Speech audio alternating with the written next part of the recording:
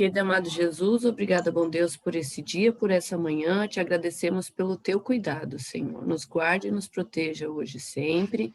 Nos dê uma boa aula na tua companhia. Tudo pedimos e agradecemos por Jesus. Amém. Vocês estão vendo que tem uma decoraçãozinha diferente hoje aí de início, né? A prof colocou. Essa semana é a semana da criança. Então, nós vamos ter algumas atividades diferentes para fazer essa semana, tá? E a primeira atividade, vocês estão vendo que tem duas fotos ali minha, né, que eu coloquei? Não minha, né, são dos meus filhos. Eu só coloquei essas fotos aqui, porque não ia ter como eu fazer exatamente igual o que eu pedi para vocês. Mas eu quero que hoje, a tarefa de hoje de vocês, dessa semana, é tirar uma foto. Eu quero que vocês tirem uma foto hoje, tá? Não é foto já impressa, eu coloquei impressa para vocês entenderem. Relacionada ao mundo de vocês, ao mundo da criança, tá? Alguma coisa que vocês gostem, alguma coisa relacionada com o mundo, com aquilo que vocês vivenciam diariamente. Mas qual é o detalhe? Tem que ser cor vermelha. O do Cauã ali tá bem direitinho, tem bastante cor vermelha ali, né? Da Lívia tem só o gorrinho vermelho ali. Mas tem que ser da cor vermelha. Daí a prof abriu uma aula de artes ali, só para, né, tem que botar o nome, mas eu escrevi fotos. Então, quando vocês lançarem as atividades de vocês, vocês vão lançar ali uma foto de vocês também. Então, eu quero que o tema é criança, mas tem que ter a cor. Que cor que tem que ter? Vermelho. Tá? Então, essa vai ser a nossa primeira atividade de hoje. Daí amanhã a gente vai ter mais coisas, daí a gente vai ver o que vai ser. Então, assim, ó, rapidinho, hoje a prof não tem tempo para esperar.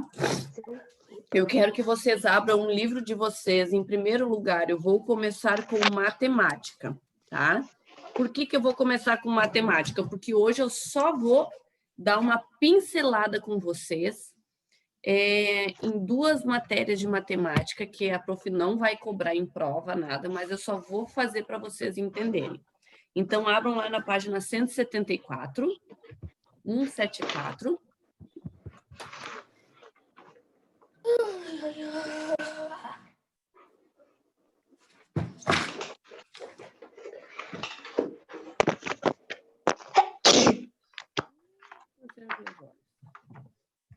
A prof vai tentar inverter aqui o lado para não precisar apagar o quadro. Professora, é a página 174 e a 177? Isso aí, só essas duas.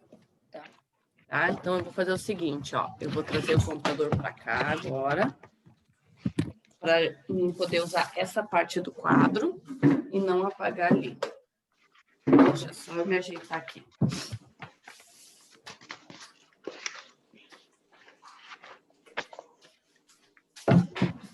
Esperem um pouquinho que o professor está arrumando o computador.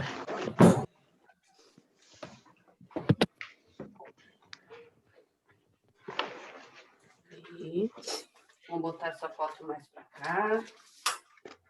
Eu não preciso tirar ela.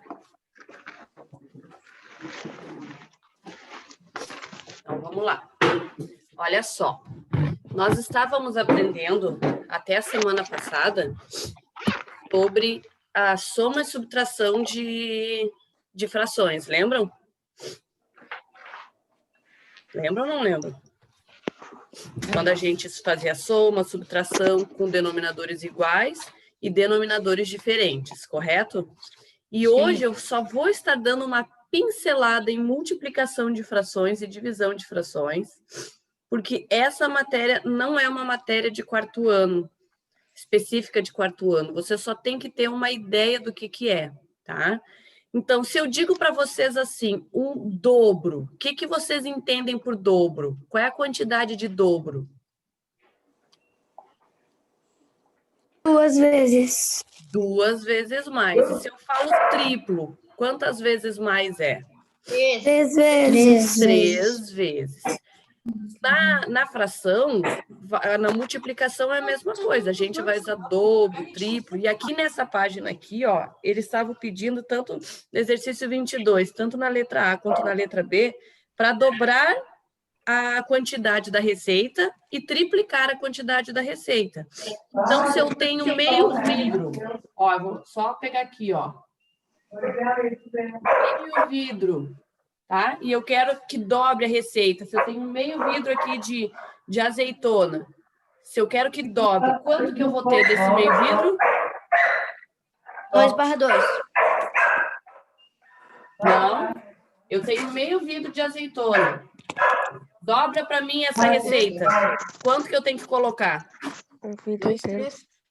2 terços. Vidro de Duas azeitona. vezes. Um vidro, minha gente. Se eu tenho meio vidro, agora eu vou ter um vidro inteiro. Se eu tenho um vidro de palmito, eu quero que dobre. Quantos vidros eu vou ter? 2 vidros. 2 vidros. Se eu tenho 3 ovos, eu quero que dobre. Quantos ovos eu vou ter? 6 ovos. 6 ovos. E se eu tivesse que triplicar? Eu tenho meio vidro de palmito, eu quero que triplique. Quanto que eu vou ter de palmito? 1 vidro e meio. 1 vidro e meio, exatamente. Porque é metade, mais outra metade. Então, metade mais metade dá um vidro inteiro. Mais a outra metade, 1 vidro e meio. Essa é a moral aqui desses exercícios. Mas o que vocês têm que saber? Tá? O que vocês têm que saber aqui que é interessante? Ali eu tenho um exemplo, ó. 3 quartos mais 3 quartos. Por quê? Que eles querem dobrar. Então, se eu tenho 3 quartos, eu vou, de certa forma, eu vou fazer uma soma também. Se eu tenho denominadores iguais, qual é o valor que vai dar essa soma aqui? 2. Hã? Os cestos. 6 quartos. Isso aí. 6 quartos. Eu mantenho os denominadores iguais e somo os numeradores. Ou seja, isto aqui, ó, nada mais é do que 2 vezes 3 quartos. Como é que eu mantenho isso? Eu posso fazer desta maneira aqui, ou eu posso fazer dessa maneira aqui. 2 vezes 3? 6. 6 quartos. Certo? Se Por eu tivesse que opção, triplicar, como é que eu faria se eu tivesse que triplicar? Se eu tivesse que triplicar, se fosse assim, ó. 3 vezes 1 meio. Quanto é que daria isso aqui? professora, eu não entendi a trigo, a última da 2, desculpa, a última da trigo.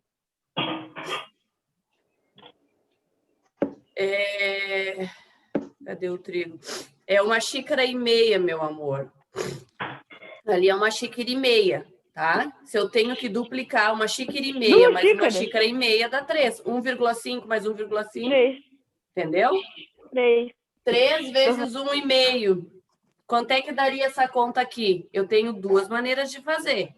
Ou eu faço assim, coloco o denominador igual e faço 3 vezes 1, que é igual a 3 meios.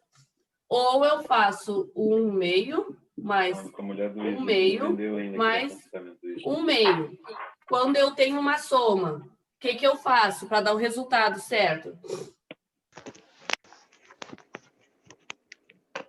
Só 3 meios? Então é 3 meios? Como é que eu faço, então, para fazer essa conta? Deixo o mesmo denominador e troco o numerador. Troca não. Somo. Sim, 1 mais 1 mais 1, 3. 3. Esta é a maneira... Não, mas aí tu bota só 3? Você Oi? bota só 3 ou você tem que botar 3? Você tem que botar 3... 3 meios. Tem que ser. Essas são as duas maneiras. Ou eu deixo aqui, ó, o denominador e faço a multiplicação aqui, que vai dar o resultado, ou eu faço aqui a quantidade dessa fração aqui, que dá 3/2 igual, tá? Esta é a maneira da gente fazer a multiplicação de frações, tá? A gente poderia também fazer ela como número decimal. 2 vezes 3/4, a gente pode transformar isso aqui em número decimal.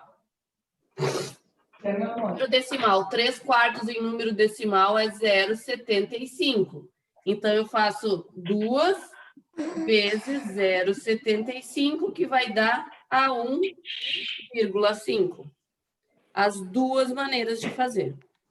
Então, hoje a prof só está dando uma pincelada para vocês entenderem que existe a multiplicação de frações, tá? A maneira de nós fazermos é essa. Ou eu mantenho o denominador e pego aqui o número que está multiplicando vezes o número de cima da fração, ou eu pego e faço a quantidade de frações e faço a soma, que nós já aprendemos. Quando o denominador é igual, a gente mantém o denominador e soma as partes dos numeradores. Ou a gente transforma a fração em número decimal e faz a multiplicação aqui. Certo?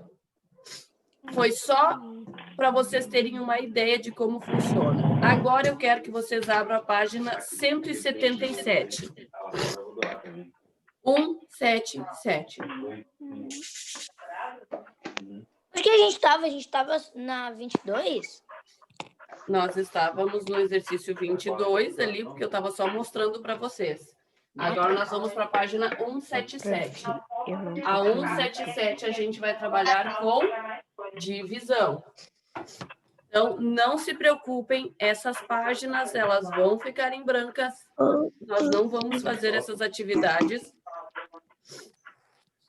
Depois, sobrando tempo, a gente volta para elas. Prof, não é para fazer. 23 Não é para fazer atividade. É para fazer 23. Meus amores, escutem a prof. Hoje, olha, o olho da prof está bem feio. Hoje a prof não. Nós não vamos fazer, neste momento, essas atividades de multiplicação e divisão de fração. A prof está apenas mostrando para vocês como funciona. Mas a 22 Murilo, não é para fazer. A 22. Escuta a prof, Murilo. Não é para fazer as atividades. A prof está simplesmente pincelando para vocês olharem. Para ver como funciona, certo? Não precisa fazer. Tá, mas não é para fazer 22. Não é para fazer 22, então. Não é, meu amor, não é. Pronto. Por isso que a prof não fez todas, entendeu? Na tela desse computador que eu tô usando para fazer aula, parece que meu rosto tá branco. É, então tá. Então, olha só. É uma múmia. Ali nós temos as divisões de frações. E nas divisões de frações, funciona da seguinte maneira. Olha aquele quadradinho azul que tem aqui embaixo, ó. A prof tá aqui. Se o numerador for par, tá? Então, ali eu tenho o número 2/4 dividido por 2. Se o numerador é par, a gente divide ele pelo número que está pedindo. Então, 2/4 dividido por 2. 2 dividido por 2? 2 dividido por 2? 1. E vou repetir o denominador. Mas se nós tivermos, no caso,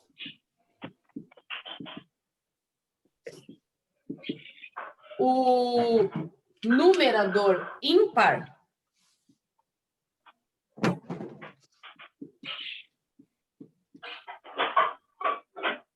nós não vamos dividir. Olha que interessante.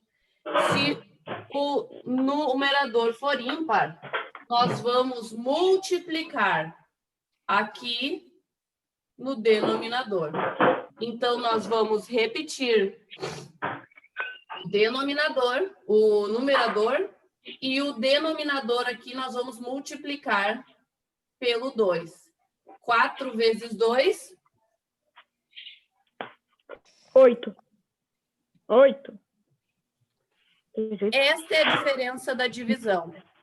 Se eu tenho o numerador par, eu vou dividir ele, só o numerador, pelo número que está pedindo ali. E vou repetir o denominador. Então, 2 dividido por 2, 1. Vou repetir o denominador. Agora, se eu tenho o numerador ímpar, o que vai acontecer? Eu vou repetir ele,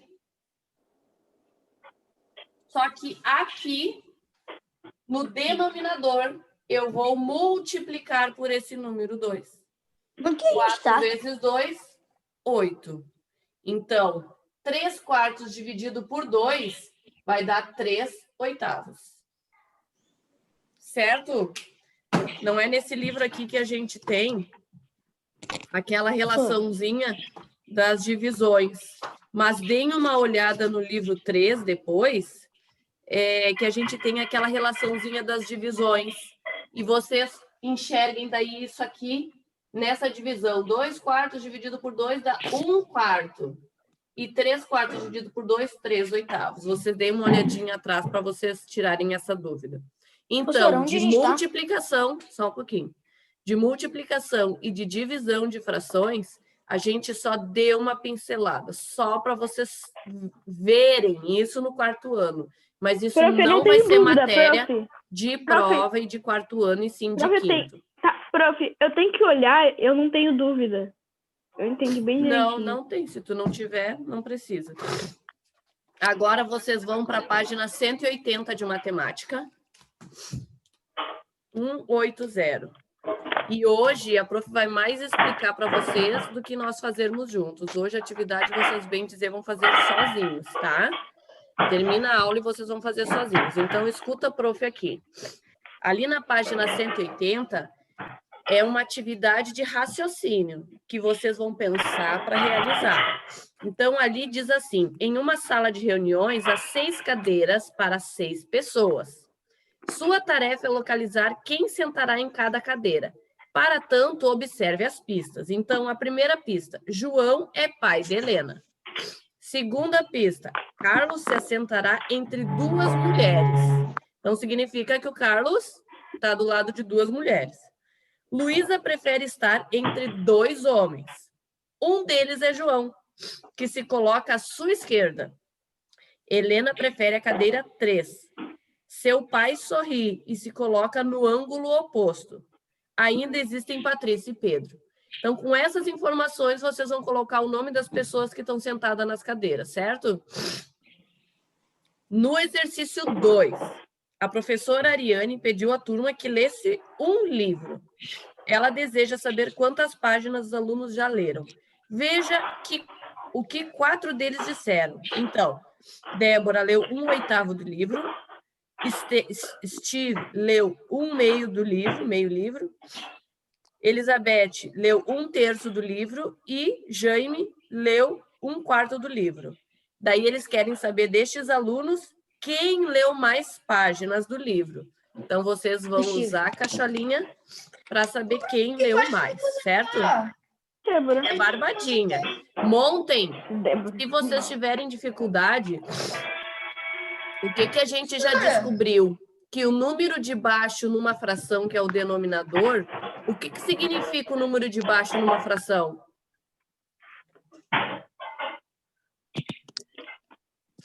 Quem sabe me responder? Que página a gente está? 180. O que significa o denominador, o número de baixo numa fração? A quantidade. A quantidade o que, Andressa? Quantidade De números. total. Denominador. Número de baixo, denominador, significa quantidade total. Então, é como se fosse o chocolate ali, tá? Então, tinha 8 pedaços de chocolate. Ele leu uma parte de 8. E assim por diante nos outros, para vocês descobrirem quem leu mais ou quem, né? Para saber quem leu mais, que é a pergunta ali. Certo? Então, de matemática era isso. Só que hoje, matemática, vocês vão fazer sozinho. A página 181 não é para fazer, nem a 182, certo? Só essa 180 hoje. E a prof deu uma pincelada nisso de multiplicação e divisão. Agora, eu quero que vocês vão lá para a geografia, na página 90. A 177 é para fazer? Qual? A 177 é para fazer. Não, meu anjo. Não é para fazer nem multiplicação e nem divisão. Tá. Essas páginas a professora explicou. Tá? Então, abram agora... Peraí que tem entrando gente. Abram agora na página 90, certo? De geografia. Esquerdo. Vamos lá. Deixa a prof só baixar aqui. Olha só, a prof colocou um vídeo super legal. Só um minutinho. A prof colocou um vídeo super legal de geografia para vocês aprofundarem o conhecimento que nós vamos ter hoje, tá? Nós vamos fazer nesse bimestre um trabalho de português, história e geografia, tá? Que vai ser em cima desse tema aqui, mais ou menos, que a gente está começando a estudar hoje, tá? De imigração. Então, aqui no livro diz movimentos populacionais. O que são os movimentos populacionais? É o que as pessoas, como as pessoas se movimentam, seja para sempre, seja por um determinado tempo, seja todos os dias, seja da cidade para o campo, do campo para a cidade, é o que a gente vai ver. Então, olha só, escutem aí o que a Pro vai falar. Entre algumas populações de animais, ocorre um fenômeno chamado migração. O que é migração? É a mudança de um lugar para outro por diferentes razões. Ou seja, eu estou me mudando daqui para lá por uma determinada razão, tá? Ali do ladinho diz, ó, processo de deslocamento ou mobilidade com o objetivo de mudar de país, estado ou cidade, tá? O que é uma população? É o conjunto de indivíduos que vive numa determinada área. Então, população, os indivíduos migraram. O que os indivíduos fizeram? Se mudaram para um outro local, ou país, ou cidade, ou estado. Isto é migração, tá? A semelhança dos animais, os seres humanos também migram em busca de melhores condições de vida. Perdão. Estudo ou trabalho. Então, tem pessoas que migram por um motivo bom, vamos supor assim, ó, eu vou mudar de estado ou de cidade para mim ter um melhor emprego, para mim ter melhores condições de vida. Mas existe alguns casos que as pessoas mudam, não por um lugar, migram, né? Migram, não por um motivo bom, mas por um motivo ruim. Vamos dar um exemplo dos venezuelanos, do pessoal que estava vindo aqui para o nosso Brasil. Era um motivo bom que eles estavam vindo para cá? Não era. Eles estão vindo para cá porque estavam passando por dificuldades lá no país deles. Então, o motivo deles estarem se mudando não é um motivo bom. Por quê? Porque eles estavam passando por fome, passando por momentos difíceis, tá? Tem duas nomenclaturas que nós usamos: emigração e imigração. Emigrantes, quem são os emigrantes? São aqueles que saem do Brasil, no caso aqui nós, né? Saímos do Brasil e vamos para um outro país. Nós somos emigrantes. Agora, quem está entrando no Brasil são os imigrantes. Quem está vindo de um outro país, de um outro local, para morar no nosso Brasil, se chamam imigrantes. Nós saindo, somos os emigrantes. Pessoas entrando no nosso Brasil são os imigrantes. Fala, Murilo. Tá, prof. Tipo assim, eu tô saindo do meu país. eu vou para outro. Só que quando é para morar, a pessoa que vai para morar lá é imigrante? Ou é por. Você, ó, escuta só. Assim, tipo assim. Você, Eu vou virar imigrante, tipo assim. você saindo daqui e indo para outro país, você é imigrante, você saindo daqui. Mas quem está lá no outro país e está te recebendo, para eles você é imigrante, entendeu? São locais diferentes com nomenclaturas diferentes. Entendeu? Vocês estão? Página vocês Página estão? 90. Ah, Vamos lá. Então, quando alguém sai do seu país para residir em outro, dizemos que essa pessoa está na condição de emigrante. Saí do meu país, estou indo para outro, eu sou o emigrante. Quando alguém chega de outro país para fixar residência neste lugar, dizemos que tal pessoa é um imigrante, tá? Então, ó, nós temos 10 minutinhos para acabar a nossa aula aqui. Eu acho, ó, até vai ter uma coisa boa. Nós estamos 10 minutinhos. 10 horas vai ser a aula da prof. Carol. Então, caindo a minha aula, eu mando rapidinho outro link, vocês entram rapidão, porque ali uns 5, 10 para as 10, eu tenho que acabar a aula para ela poder enviar o link para vocês, tá?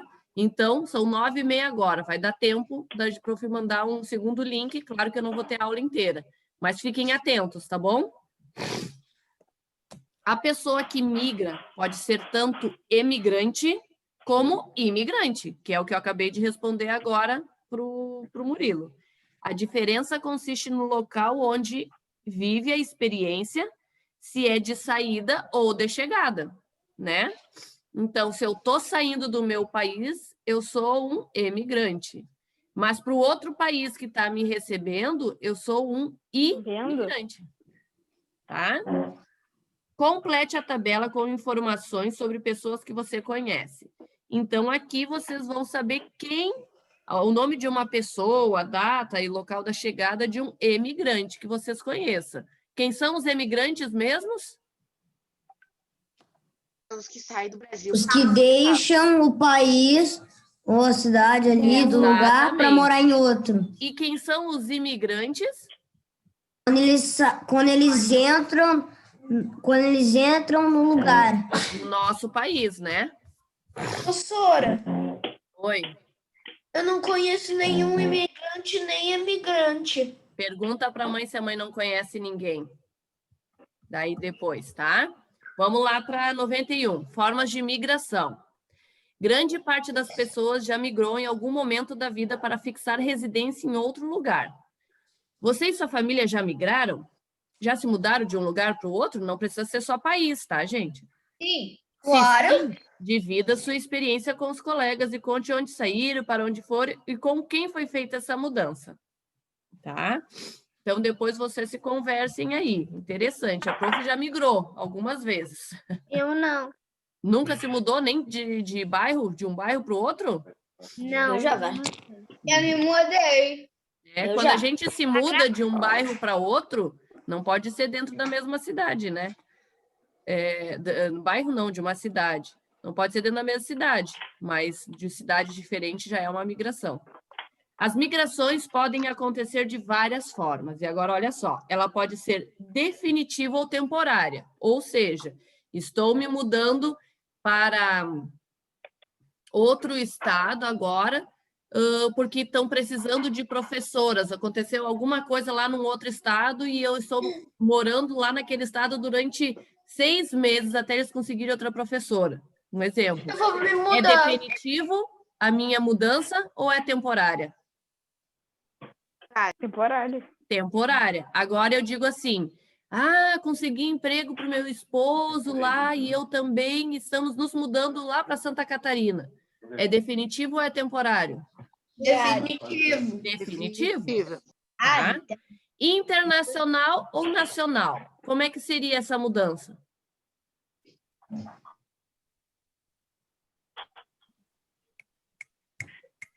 Vai para outro país? ou para outro país, internacional, ou nacional para outro estado, dentro do nosso país. A minha prima, ela foi para os Estados Unidos. É. Externa ou internacional, tá? Aqui já faz parte dentro desse que a gente acabou de falar também. Voluntária ou involuntária, é aquilo que a prof falou no início. Voluntária, estou me mudando para outro lugar por causa de melhores condições de serviço.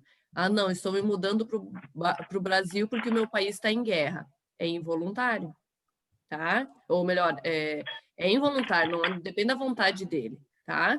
Voluntária é quando eu estou indo por um motivo justo, né? Para melhores condições. Agora eu estou me mudando porque meu país está em guerra, porque eu tenho fome, porque eu não tenho dinheiro para comprar remédio. É involuntário. Legal ou ilegal? Quando as pessoas vão com seus documentos tudo certinho ou quando os documentos não estão corretos. Ali no internacional ou nacional, pode ser interestadual, que é o que a prof falou, entre os estados, mudança entre os estados. Interurbana, pode ser entre as cidades. E aqui no interurbana, entra aqui, ó, deslocamento diário ou habitual por motivos de trabalho, estudo ou outra cidade. A prof antigamente morava em Porto Alegre. E eu trabalhava aqui em Canoas, estudava em Canoas. Então, todos os dias eu tinha um deslocamento diário de uma cidade para outra. Ou quando o ano passado a prof trabalhava em Cachoeirinha, morava em Canoas, trabalhava em Cachoeirinha. Todos os dias eu ia para Cachoeirinha, por quê? Porque era por causa de trabalho. Então, todo dia eu tinha um deslocamento entre cidades, tá? E tem aqui a mudança do campo para a cidade ou da cidade para o campo, ou seja, do campo para a cidade, ó, vou sair só um pouquinho. Vou sair do campo e vou para a cidade por condições de trabalho, porque aqui no campo não tem mais trabalho. Ou, deu um boom no campo e estão precisando de pessoas, agricultores, para trabalhar. Então, eu vou sair da cidade e vou vir para o campo trabalhar, tá? Então, são esses tipos de migrações que temos, tá? Em casa, eu quero que vocês façam o exercício 92. O que é interestadual, que eu não entendi? Interestadual. Entre estados. Eu vou sair do Rio Grande do Sul e vou para Santa Catarina. Interestaduais, entre estados. Entendeu? No exercício 2 da página 92, é para vocês identificarem na família, amigos, conhecidos, exemplos para cada uma dessas características aqui que a prof falou. Se vocês não se lembrarem, vai ter um videozinho que a prof postou que vai estar falando sobre isso aqui de novo, tá? Então, definitiva ou temporária? Como é que é definitiva ou temporária? Tem que ser rapidinho. Eu pergunto, alguém responde, que o tempo está acabando. Qual é a característica de uma migração definitiva ou temporária? Definitiva é quando sai para morar. Temporária é quando sai para ficar algum. Ok. Internacional ou nacional? Para outro país Entre países. Para outro país ou dentro do próprio país. Interestadual.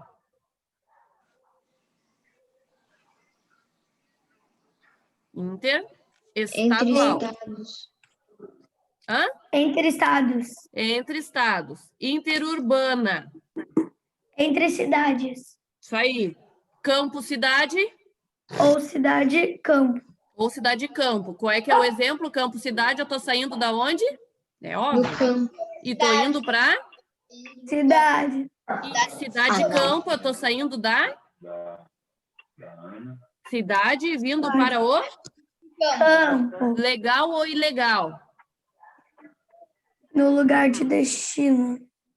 Legal se eu tenho toda a documentação, se eu estou entrando legalmente num novo lugar ou não. E né? legal se tu só tem coisas só. Isso. Voluntária ou involuntária? E se voluntária para alguma vaga ou involuntária. Voluntária quando a pessoa está indo porque ela quer.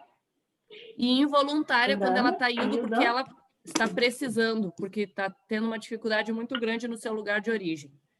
Diária para trabalhar ou estudar. Ou seja, quando eu saio todos os dias e vou para uma outra cidade, outro lugar para trabalhar ou para estudar. Então, vocês vão pegar esses exemplos. E antes de terminar o tempo, ó, lembrem, eu vou mandar um linkzinho rapidinho só para a prof pincelar português, certo? Então, eu vou terminar aqui, tem 1 minutinho para mim terminar a geografia. Migração diária. Fazer o 2? É para fazer o 2 em casa, sim. Meu Deus. A mobilidade diária de pessoas chamada de cotidiana ou habitual não é considerada uma migração, pois não há mudanças de residência.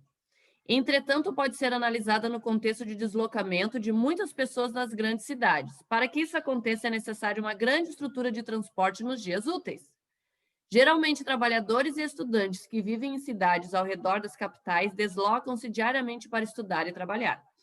Acrescenta-se a esse grupo pessoas que se deslocam esporadicamente para a realização de várias atividades, como compras, serviços em geral, lazer e etc. Algumas consequências negativas. Terminem de ler isso aqui quando acabar o tempo, tá? Terminem de ler quando acabar o tempo. Algumas consequências negativas para a cidade e a